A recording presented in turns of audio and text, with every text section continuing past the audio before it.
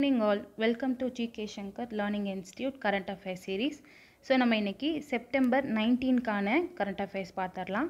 So September 19 பார்க்குறதுக்கு முன்னாடி September 18 கான கரண்ட் அஃபேர்ஸ் வந்துட்டு குயிக்காக ரிவிஷன் பண்ணிடலாம். செப்டம்பர் 18 கான கரண்ட் அஃபேர்ஸ் பார்த்தலாம். ஸோ இந்த செப்டம்பர் 18 கான கரண்ட் அஃபேர்ஸ் வந்துட்டு எக்ஸ்ப்ளனேஷனோட நம்ம சேனலில் இருக்குது. இப்போ வந்து நம்ம கொஸ்டின் அண்ட் ஆன்சர் மட்டும் டிஸ்கஸ் பண்ணிடலாம். தமிழகத்தில் முதல்வரின் நீர்நிலை பாதுகாவலர் விருதுக்கு எத்தனை பேர் தேர்வு செய்ய அரசு முடிவு செய்துள்ளது? இதுக்கான ஆன்சர் வந்துட்டு 38. அடுத்த கேள்வி, திமுக தொடங்கப்பட்டு எத்தனை ஆண்டுகள் நிறைவடைந்ததையொட்டி சென்னை நந்தனத்தில் விழா நடைபெற்றது? ஸோ இதுக்கான ஆன்சர் வந்துட்டு 75. அடுத்த கேள்வி, விளையாட்டு வீரர்களுக்கு ஏற்படும் காயங்களை கண்டறியும் வகையில் செயற்கை நுண்ணறிவுடன் கூடிய ஸ்கேனர் கருவியை கண்டுபிடித்துள்ள நிறுவனம் இல்லைனா அமைப்பு எதுனா? ஐஐடி மெட்ராஸ். அடுத்த கேள்வி, நடப்பாண்டுக்கான தேசிய அளவிலான புத்தாக்க அறிவியல் ஆய்வு கண்காட்சி எங்கு தொடங்கப்பட்டுள்ளது? ஸோ இதுக்கான ஆன்சர் வந்துட்டு டெல்லி. அடுத்த கேள்வி, தில்லியின் புதிய முதல்வராக தேர்வு செய்யப்பட்டுள்ளவர்? ஸோ இதுக்கான ஆன்சர் வந்துட்டு அதிஷி. அடுத்த கேள்வி, தில்லியில் எத்தனையாவது இந்திய நீர் வார மாநாடு தொடங்கப்பட்டுள்ளது? ஸோ இதுக்கான ஆன்சர் வந்துட்டு 8வது. அடுத்த கேள்வி, தென்கிழக்கு ஆப்பிரிக்க நாடான ஜிம்பேவாவில் கடுமையான வறட்சி காரணமாக பட்டினியால் வாடும் மக்களுக்கு உணவளிப்பதற்காக எத்தனை யானைகளை கொல்ல அந்த நாட்டு அரசு முடிவு செய்துள்ளது? ஸோ இதுக்கான ஆன்சர் வந்துட்டு 200. ஆசிய சாம்பியன்ஸ் கோப்பை ஆடவர் ஹாக்கி போட்டியில் இந்தியா எத்தனையாவது முறையாக சாம்பியன் பட்டம் வென்றுள்ளது? ஸோ இதுக்கான ஆன்சர் வந்துட்டு 5. ஸோ முக்கிய தினங்கள் பார்த்தோம். செப்டம்பர் 18கான இம்பார்ட்டன்ட் டே பார்த்தோன்னா வேர்ல்டு பேம்பு டே, உலக மூங்கில் தினம். ஸோ நம்ம செப்டம்பர் 18கான கரண்ட் அஃபேர்ஸை ரிவிஷன் பண்ணிட்டோம். 19 பார்த்துடலாம். ஸோ செப்டம்பர் 19கான கரண்ட் அஃபேர்ஸ் பார்த்துடலாம். முதல் கேள்வி, உள்நாட்டிலேயே தயாரிக்கப்பட்ட இலகு ரக தேஜஸ் போர் விமானத்தின் முதல் பெண் பைலட்டாக நியமிக்கப்பட்டுள்ளவர் வந்து மோகனா சிங் ஜித்தர்வால். ஸோ இந்த நியமனம் மூலமாக இவங்க வந்துட்டு தேஜஸ் விமானங்களை இயக்கும் எலைட் 18 ஃப்ளையிங் புல்லட் படைப்பிரிவில் வந்துட்டு இணைஞ்சிருக்கிறாங்க. ஸோ மோகனா சிங் ஜித்தர்வால் பற்றி நம்ம குறிப்பாக என்ன பார்க்கலான்னா, மோகனா சிங் இதுவரை பிக் 21 ரக போர் விமானத்தை வந்துட்டு இயக்கி வந்திருக்கிறாங்க. அப்போ இந்த கேள்வியில் முக்கியமான டேட்டா என்னென்னா, ஸோ உள்நாட்டிலேயே தயாரிக்கப்பட்ட இலகு ரக தேஜஸ் போர் விமானத்தின் முதல் பெண் பைலட்டாக நியமிக்கப்பட்டுள்ளவர் யாருன்னா மோகனா சிங் ஜித்தர்வால். ஸோ இந்த நியமனம் மூலயமா தேஜஸ் விமானங்களை இயக்கும் எலைட் 18 ஃப்ளையிங் புல்லட் படைப்பிரிவில் பார்த்திங்கன்னா இவங்க வந்துட்டு ஆட் ஆகியிருக்காங்க. அடுத்த கேள்வி, ஒரே நாடு ஒரே தேர்தல் திட்டத்தின் சாத்தியக்கூறுகள் குறித்து ஆராய யாருடைய தலைமையில் உயர்நிலை குழு அமைக்கப்பட்டது? ஸோ இதுக்கான ஆன்சர் வந்துட்டு ராம்நாத் கோவிந்த். ஸோ முன்னாள் குடியரசுத் தலைவர் ராம்நாத் கோவிந்த் அவர்களுடைய தலைமையில் தான் உயர்நிலை குழு வந்துட்டு அமைக்கப்பட்டது. ஸோ இந்த உயர்நிலை குழு வந்துட்டு ஒரு அறிக்கையை கொடுத்துருக்காங்க. அந்த அறிக்கைக்கு மத்திய அமைச்சரவை வந்து ஒப்புதல் கொடுத்துருக்காங்க. ஸோ ஒரே நாடு ஒரே தேர்தல் குறித்த முன்னாள் குடியரசுத் தலைவர் ராம்நாத் கோவிந்த் தலைமையிலான குழுவின் அறிக்கைக்கு மத்திய அமைச்சரவை வந்துட்டு ஒப்புதல் அளிச்சிருக்கிறாங்க. ஸோ இது பற்றி பார்த்தோம் அப்படின்னா, ஒரே நாடு ஒரே தேர்தல், ஸோ மத்திய அரசு முன்மொழிந்த ஒரே நாடு ஒரே தேர்தல் திட்டத்தின் சாத்தியக்கூறுகள் குறித்து ஆராய முன்னாள் குடியரசுத் தலைவர் ராம்நாத் கோவிந்த் தலைமையில் உயர்நிலை குழு அமைக்கப்பட்டது. இந்த குழு வந்துட்டு பல்வேறு தரப்பினரிடமிருந்து கருத்துக்களை பெற்று அதன் அடிப்படையில் மார்ச் மாதம் வந்து அறிக்கையை சமர்ப்பிச்சிருக்கிறாங்க மத்திய அரசிடம். ஸோ அந்த அறிக்கைக்கு தான் வந்துட்டு மத்திய அமைச்சரவை வந்துட்டு ஒப்புதல் அளிச்சிருக்கிறாங்க. ஸோ அந்த அறிக்கையில் இருக்கக்கூடிய ஒரு சில முக்கியமான பரிந்துரைகள் என்னென்னு சொல்லி பார்க்கலாம். மக்களவைக்கும் சட்டப்பேரவைக்கும் ஒரே நேரத்தில் தேர்தலை நடத்த சாத்தியமுள்ளது.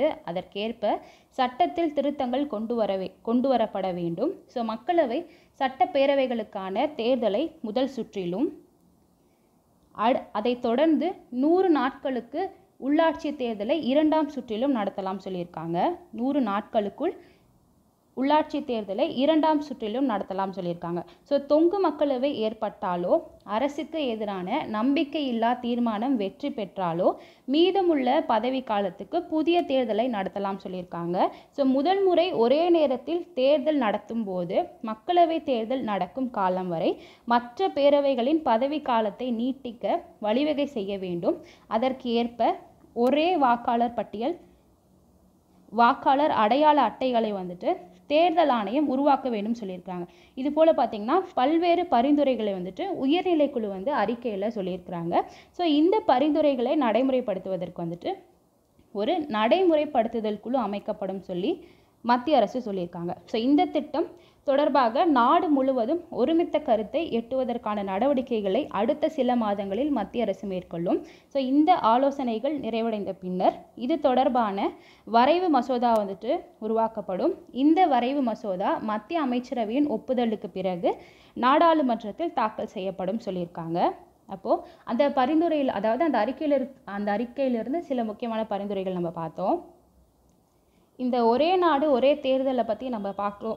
ரொம்ப முக்கியமான விஷயமா ஒன்று பார்க்கலாம். என்னென்னா, ஸோ இந்தியாவில் வந்துட்டு கடந்த 1951 முதல் 1967 வரை பார்த்திங்கன்னா நாட்டில் அனைத்து அமைப்புகளுக்கும் ஒரே நேரத்தில் வந்துட்டு தேர்தல் நடத்தப்பட்டு வந்திருக்கிறது.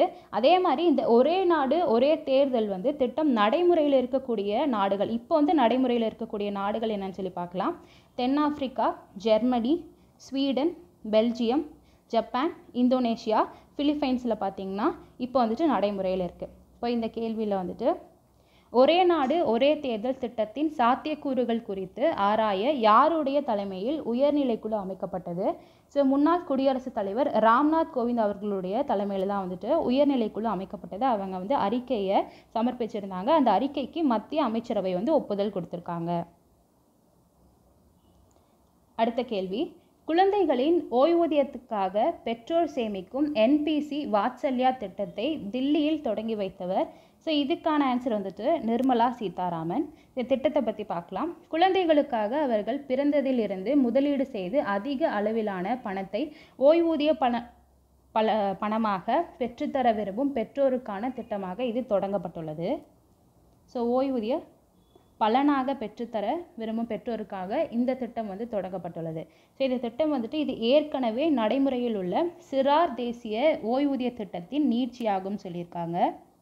இந்த திட்டத்தில் பெற்றோர் தங்கள் குழந்தைகளின் பெயரில் ஓய்வூதிய கணக்கு தொடங்க முடியும். ஸோ வங்கி, அஞ்சலகம் மற்றும் இணைய வழியில் வந்துட்டு 18 வயதுக்குள்பட்ட, ஸோ பிலோ 18 இருக்கணும்னு சொல்லியிருக்காங்க, தங்கள் பிள்ளைகளுக்காக ஓய்வூதிய நிதியை பெற்றோர் சேமிக்கலாம். ஸோ வாத்சல்யா ஓய்வூதிய கணக்கை 1000 செலுத்தி தொடங்கலாம். ஸோ ரூபாய் 1000 செலுத்தி தொடங்கலாம் சொல்லியிருக்காங்க. அதன் பிறகு ஆண்டுக்கு குறைந்தபட்சம் 1000 கண்டிப்பாக கணக்கில் செலுத்த வேண்டும் சொல்லியிருக்காங்க. அதிகபட்ச தொகைக்கு வந்துட்டு வரம்பு எதுவும் இல்லைன்னு சொல்லியிருக்காங்க. ஸோ 18 வயது நிரம்பும் போது இத்திட்டத்திலிருந்து வெளியேறிக்கொள்ளவோ அல்லது தொடர்ந்து தேசிய ஓய்வூதிய திட்டத்தில் இணைவதற்கோ அனுமதி அளிக்கப்படும் சொல்லியிருக்காங்க. ஸோ இதன் மூலம் பெற்றோர் அல்லது வருவாய் ஈட்டும் வயதை எட்டிய பிள்ளைகள் தொடர்ந்து பணத்தை சேமிக்க முடியும். ஸோ இந்த திட்டத்திலிருந்து 60 வயதை எட்டிய பிறகே ஓய்வூதியம் கிடைக்க தொடங்கும் சொல்லியிருக்காங்க. ஸோ குழந்தையின் கல்வி, குறிப்பிட்ட சில உடல்நல குறைபாடு, உடல் ஊனத்திற்கான சிகிச்சை போன்ற தேவைகளுக்காக முதலீடு தொடங்கியதிலிருந்து 3 ஆண்டுகளுக்கு பிறகு, ஸோ 3 ஆண்டுகளுக்கு பிறகு தான் மொத்த பங்களிப்பில் 25% வந்துட்டு திரும்ப பெற்றுக்கொள்ளலாம் சொல்லியிருக்காங்க. ஸோ இது போன்று 3 முறை திரும்ப பெறலாம் சொல்லிட்டு அனுமதி கொடுத்துருக்காங்க. அப்போது இந்த கேள்வியில் குழந்தைகளின் ஓய்வூதியத்துக்காக பெற்றோர் சேமிக்கும் NPC வாத்சல்யா திட்டத்தை தில்லியில் தொடங்கி வைத்தவர் வந்துட்டு நிர்மலா சீதாராமன். ஸோ இந்த திட்டத்துக்கு வந்துட்டு 18 வயதுக்கு கீழே இருக்கணும்னு சொல்லியிருக்காங்க. ஸோ அவங்க தான் வந்து பயன்பட முடியும்னு சொல்லியிருக்காங்க.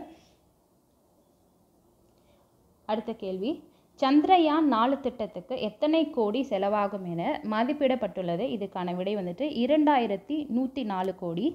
ஸோ அமைச்சரவையில் பார்த்தீங்கன்னா ஒரு சில திட்டத்துக்கும் முன்னெடுப்புகளுக்கும் ஒப்புதல் கொடுத்துருக்குறாங்க. அது என்னன்னு சொல்லி பார்க்கலாம். 2040ஆம் ஆண்டுக்குள் நிலவில் விண்வெளி வீரர்களை தரையிறக்கி அவர்கள் மீண்டும் பூமிக்கு திரும்புவதற்கான சந்திரயான் 4 திட்டத்துக்கு மத்திய அமைச்சரவை வந்துட்டு ஒப்புதல் கொடுத்துருக்குறாங்க.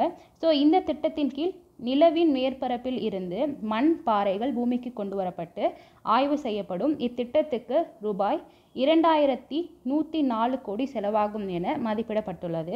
அது மட்டும் இல்லாமல் 2024-25 ஆண்டு ராபி பருவ விவசாயத்துக்காக பாஸ்பேட் பொட்டாசியம் உரங்களுக்கு 24,475 கோடி மானியம் அளிக்கும் திட்டத்துக்கு மத்திய அமைச்சரவை பார்த்திங்கன்னா ஒப்புதல் கொடுத்துருக்குறாங்க. ஸோ இந்த திட்டத்தின் மூலமா தேவையான உரங்களை விவசாயிகள் நியாயமான விலையில் வந்துட்டு பெற முடியும் சொல்லியிருக்காங்க.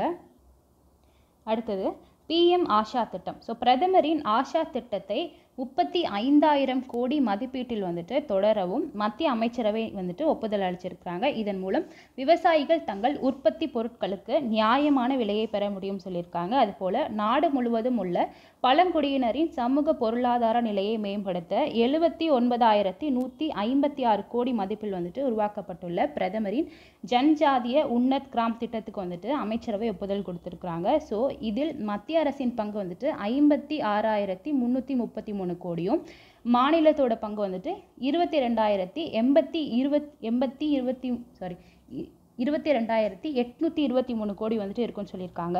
ஸோ நாடு முழுவதிலும் பழங்குடியினர் அதிகம் வசிக்கும் 549 மாவட்டங்கள் மற்றும் 2,740 கிராமங்கள் வந்துட்டு இந்த திட்டம் வந்து செயல்படுத்தப்படும் சொல்லியிருக்காங்க. அடுத்து உயிரி தொழில்நுட்ப ஆராய்ச்சி புதுமை கண்டுபிடிப்பு தொழில் முனைவு மேம்பாடு திட்டத்துக்கு வந்துட்டு அமைச்சரவை ஒப்புதல் அளிச்சிருக்காங்க. ஸோ இதன் மூலம் உயிரி தொழில்நுட்பத்துறை ஆராய்ச்சிகள் விரைவுபடுத்தப்படும். ஸோ இது உயிரி தொழில்நுட்பத்துறையின் வளர்ச்சி மேம்பாட்டுக்கு உதவும் சொல்லியிருக்காங்க. அப்போது நம்ம இந்த கேள்வியில் வந்துட்டு அமைச்சரவை ஒப்புதல் கொடுத்த திட்டங்கள் எல்லாம் பார்த்துட்டோம். ஸோ சந்திரயான் 4 திட்டத்துக்கு எத்தனை கோடி செலவாகும் என மதிப்பிடப்பட்டுள்ளது? 2,104 கோடி. அடுத்த கேள்வி, ஜம்மு காஷ்மீரில் நடந்து முடிந்த முதல் கட்ட சட்டப்பேரவை தேர்தலில் எத்தனை சதவீத வாக்குகள் பதிவாகியுள்ளன? ஸோ இதுக்கான ஆன்சர் வந்துட்டு 59% வாக்குகள் வந்துட்டு பதிவாகியிருக்கு. ஸோ ஜம்மு காஷ்மீரில் வந்துட்டு இப்போது சட்டப்பேரவை தேர்தல் நடந்துட்டுருக்கு. ஸோ அங்கே வந்துட்டு மொத்தமாக 90 தொகுதிகள் இருக்குது. அந்த 90 தொகுதிகளுக்கு வந்துட்டு 3 கட்டங்களாக தேர்தல் வந்து நடத்தப்பட உள்ளது. ஸோ அதில் முதல் கட்ட தேர்தல் வந்துட்டு நடந்து முடிஞ்சிடுச்சு. ஸோ இந்த முதல் கட்ட தேர்தலை பொறுத்த வரைக்கும் 24 தொகுதிகளுக்கு தான் வந்துட்டு நடந்தது. ஸோ இந்த 24 தொகுதிகளுக்கு வந்துட்டு 219 வேட்பாளர்களும் 23 லட்சத்துக்கும் மேற்பட்ட வாக்காளர்கள் பார்த்திங்கன்னா வாக்களிக்க தகுதி பெற்றிருந்தாங்க. ஸோ அதில் வந்துட்டு 59% வாக்குகள் மட்டும்தான் வந்துட்டு பதிவாகி இருக்கிறதா சொல்லியிருக்கிறாங்க. ஸோ மொத்தமாக வந்துட்டு 3 கட்டங்களாக தேர்தல் நடத்தப்படும் சொல்லியிருந்தாங்க. முதல் கட்டம் முடிஞ்சது. ஸோ இரண்டாம் கட்டம் பார்த்தோம்னா 26 தொகுதிகளுக்கு வந்துட்டு செப்டம்பர் 25, அதே மாதிரி 40 தொகுதிகள் மூன்றாம் கட்ட தேர்தல் வந்துட்டு 40 தொகுதிகளுக்கு அக்டோபர் 1 வந்துட்டு நடக்க போகிறதா சொல்லியிருக்காங்க. ஸோ இதுக்கான முடிவுகள் வந்து எப்போ வரப்போகுதுன்னா அக்டோபர் 8 வந்துட்டு இதுக்கான முடிவுகள் வந்து வெளியிடப்படும் சொல்லியிருக்காங்க. அப்போ இந்த கேள்வியில் ஜம்மு காஷ்மீரில் நடந்து முடிந்த முதல் கட்ட சட்டப்பேரவை தேர்தலில் எத்தனை சதவீத வாக்குகள் பதிவாகியுள்ளன? 59%. அடுத்த கேள்வி, ஐநாவின் நிறுவனங்களுக்கு இடையேயான பணிக்குழு விருது 2024 பெற்றுள்ள இந்திய நிறுவனம் இல்லை அமைப்பு எதுனா ICMR. ஸோ இந்த விருது எதுக்காக கொடுத்துருக்காங்கன்னா தொற்றா நோய்களை கட்டுப்படுத்துவதில் சிறப்பாக பணியாற்றியதற்காக இந்த விருது வந்துட்டு வழங்கப்பட்டிருக்கு. அப்போ இந்த கேள்வியில் ஐநாவின் நிறுவனங்களுக்கு இடையேயான பணிக்குழு விருது 2024 பெற்றுள்ள இந்திய நிறுவனம் இல்லை அமைப்பு எதுனா ICMR. அடுத்த கேள்வி, பின்வரும் எந்த மாநிலத்தில் பிற்படுத்தப்பட்ட பிரிவினருக்கு 33% இடஒதுக்கீடு வழங்க சட்டப்பேரவையில் ஒருமனதாக தீர்மானம் நிறைவேற்றப்பட்டது? இதுக்கான ஆன்சர் வந்துட்டு ஆந்திர பிரதேசம். அதுபோல் இன்னொரு டேட்டா பார்க்கலாம். இந்தியா மியான்மர் நாடுகளுக்கு இடையிலான 1643 கிலோமீட்டர் நீளமுள்ள எல்லையோர பகுதிகளில் வேலி அமைக்க மத்திய அரசு வந்துட்டு 31,000 கோடி ஒதுக்கீடு செஞ்சுருக்கிறாங்க. இதுக்கு மத்திய அமைச்சரவை ஒப்புதல் கொடுத்துருக்குறாங்க. அப்போது இந்த கேள்வியில் வந்துட்டு பின்வரும் எந்த மாநிலத்தில் பிற்படுத்தப்பட்ட பிரிவினருக்கு 33% இடஒதுக்கீடு வழங்க சட்டப்பேரவையில் ஒருமனதாக தீர்மானம் நிறைவேற்றப்பட்டது? ஸோ ஆந்திர பிரதேசம். ஸோ இன்றைக்கான கரண்ட் அஃபேர்ஸ் நம்ம பார்த்து முடிச்சிட்டோம். இது போல் தொடர்ந்து நம்ம டெய்லி வந்துட்டு கரண்ட் அஃபேர்ஸ் பார்க்கலாம். ஸோ கொஞ்சம் வந்துட்டு இந்த உளறது ப்ரொனவுன்சியேஷன் இதெல்லாம் வந்துட்டு கண்டிப்பாக ஃபாலோயிங் வீடியோஸில் நான் வந்து இம்ப்ரூவ் பண்ணிக்கிறேன். ஸோ ஏதாவது அதிகமான உளறல் மிஸ்டேக்ஸ் இருந்துச்சுன்னா bear with me. So make use of it. கண்டிப்பாக இந்த வீடியோ உங்களுக்கு யூஸ்ஃபுல்லாக இருக்கும். ஸோ நாளைக்கு கரண்ட் அஃபேர்ஸில் நம்ம பார்க்கலாம். தேங்க்யூ.